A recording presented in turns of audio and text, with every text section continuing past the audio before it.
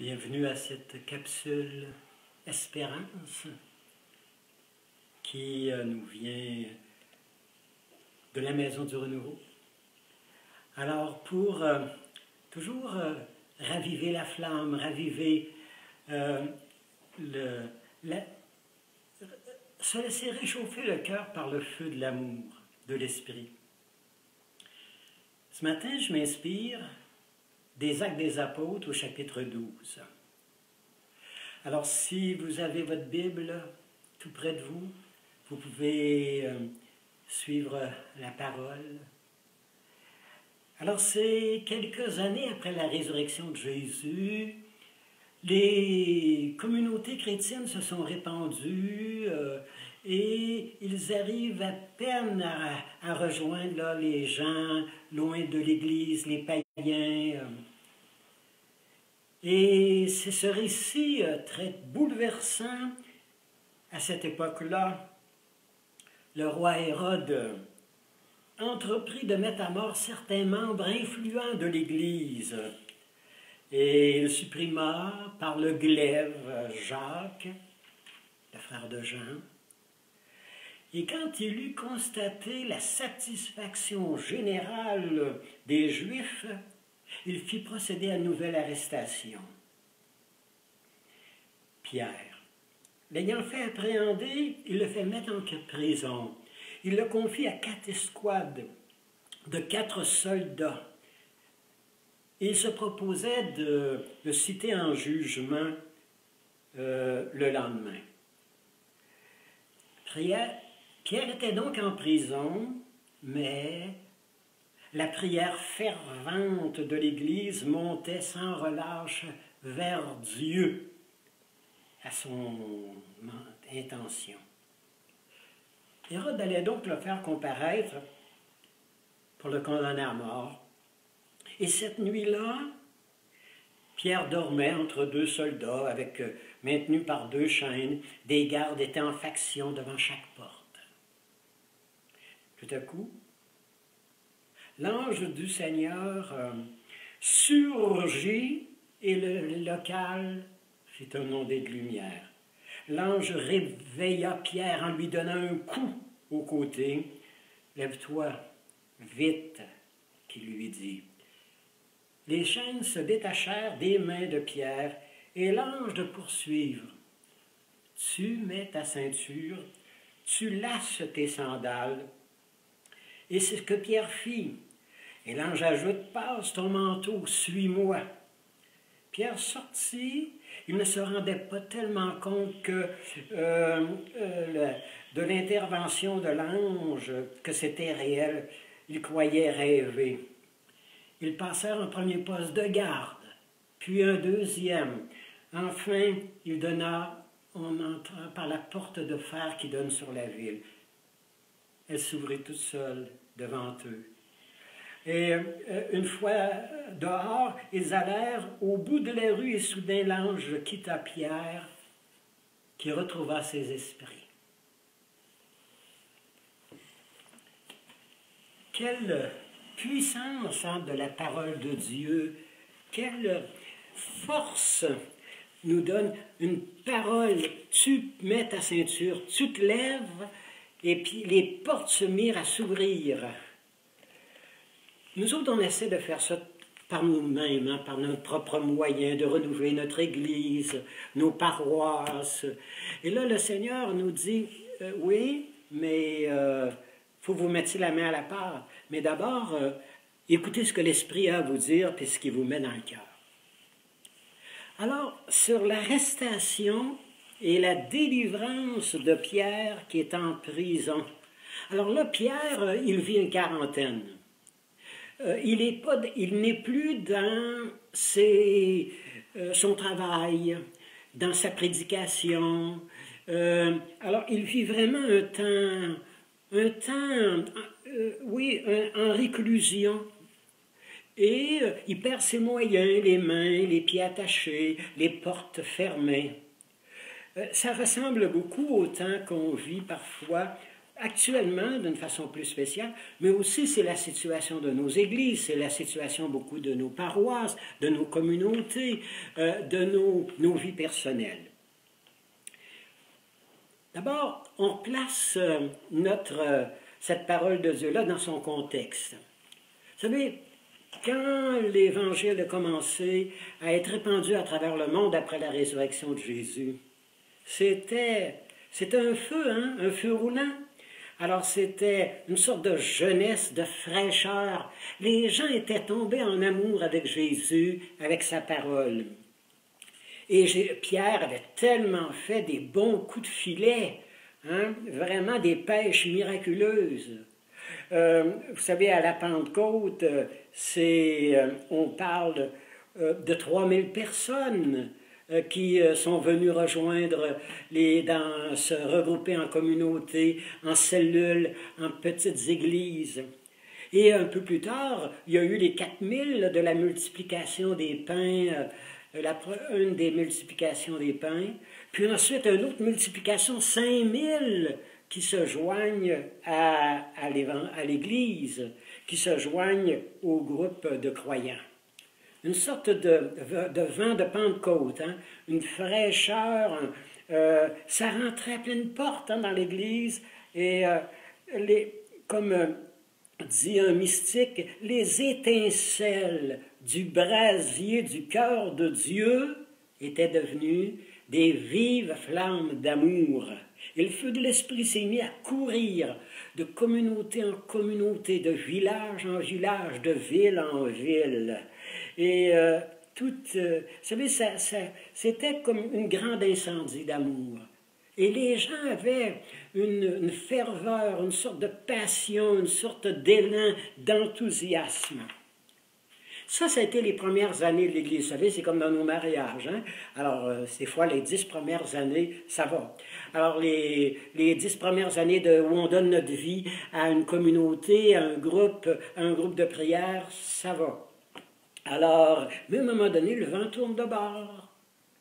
Et le vent avait tourné de bord depuis un certain temps dans la vie de Pierre, dans l'Église de ce temps-là.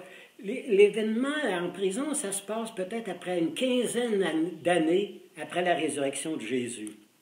Tout avait si bien commencé, tout était si... Vous savez, c'était l'entrain, hein, c'était vraiment un mouvement, une sorte de vague de fond qui déferlait sur le monde.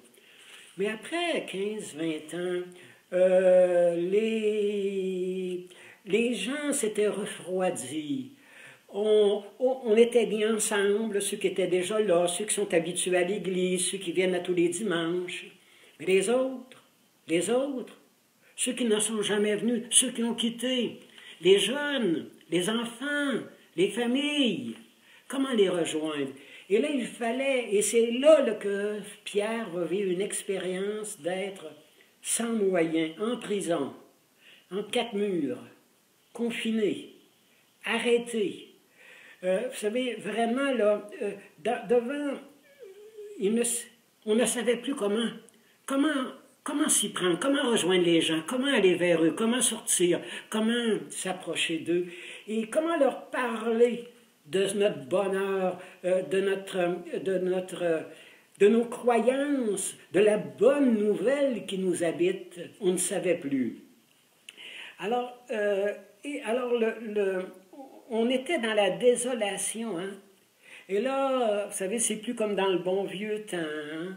Les gens nous ont quittés, nos églises ne sont plus remplies comme avant. Les groupes de prière, après un certain temps, les gens ont vieilli, et les paroisses, bien, après un certain temps où c'est les... Alors, il y a des gens qui ont pris un petit peu la destinée de notre petit bateau, de notre paroisse. Alors, et parfois, quand ils arrivent des nouveaux, alors on va faire comme Pierre quand il va arriver à la fin de l'Évangile pour aller rejoindre son groupe de prière. Et on a fermé la porte à Pierre, hein, quand il est sorti de prison. On n'a pas laissé Pierre entrer.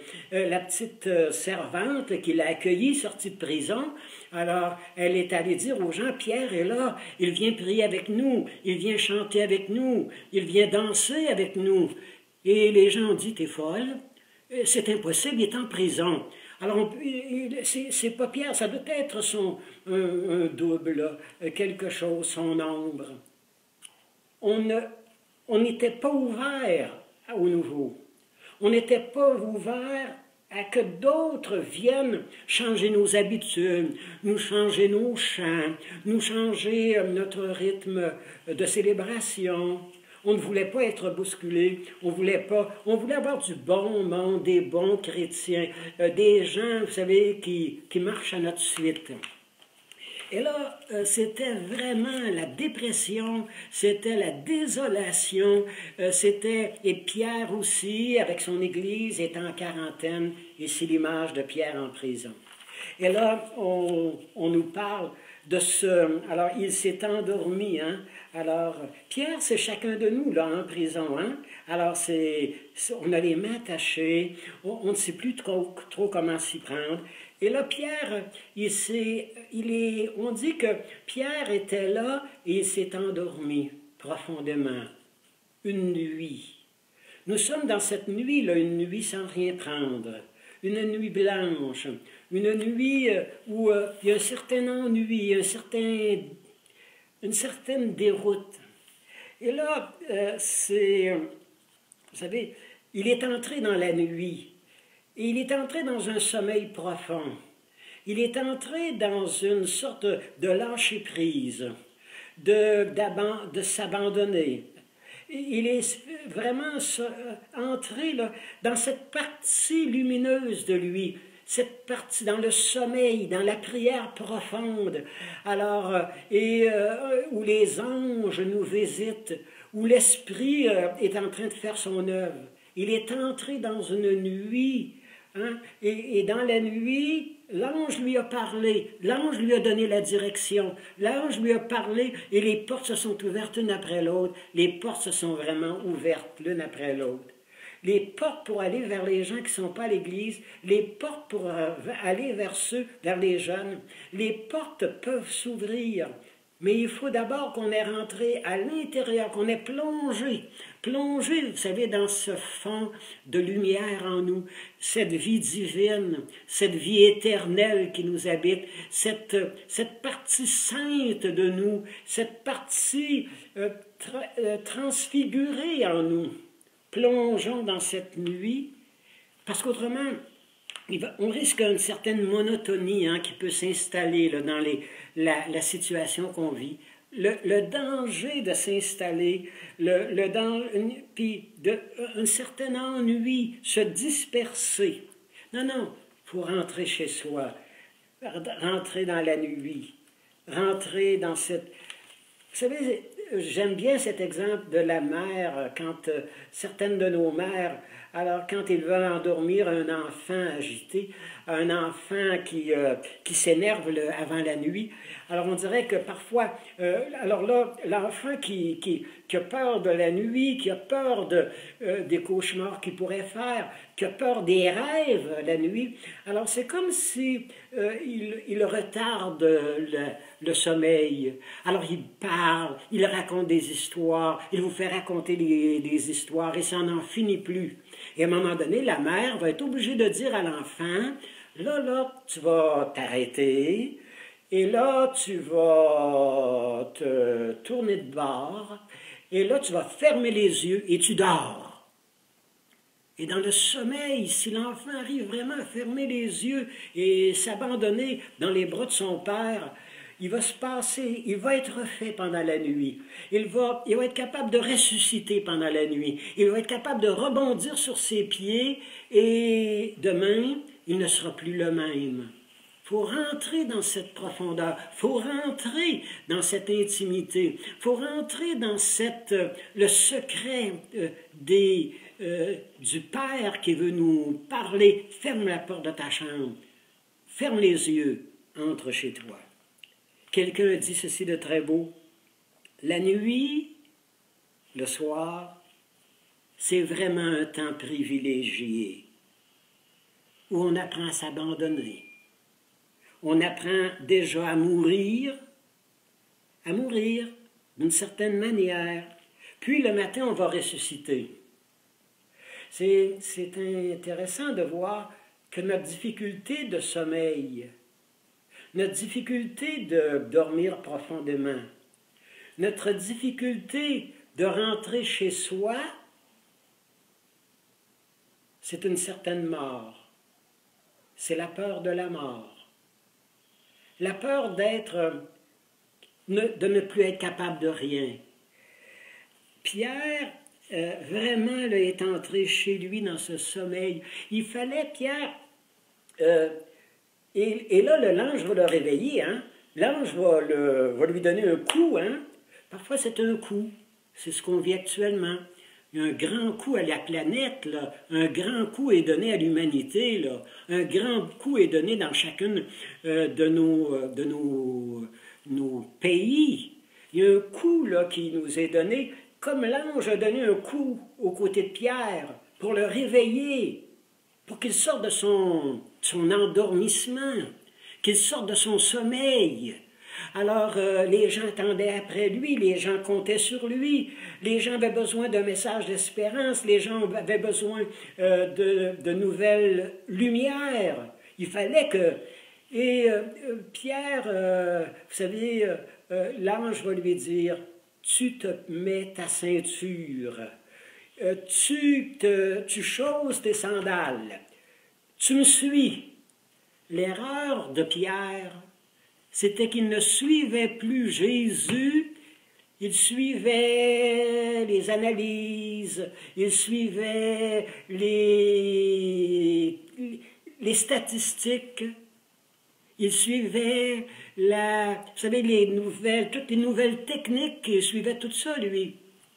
Et le Seigneur dit à Pierre, Pierre, tu veux mener le bateau à ta façon, là. Alors, oui, la technique, oui, les nouveaux moyens, oui, les nouvelles inventions. Mais attention, tu me suis, là. Depuis un certain temps, tu ne me suivais plus. Depuis un certain temps, notre Église, nos communautés, nos groupes de prière, nos paroisses, nos vies personnelles, ça nous arrive de ne plus suivre Jésus, de l'avoir fait passer en arrière. Et là, Jésus nous dit, tu passes en arrière et tu me suis, moi, je passe devant.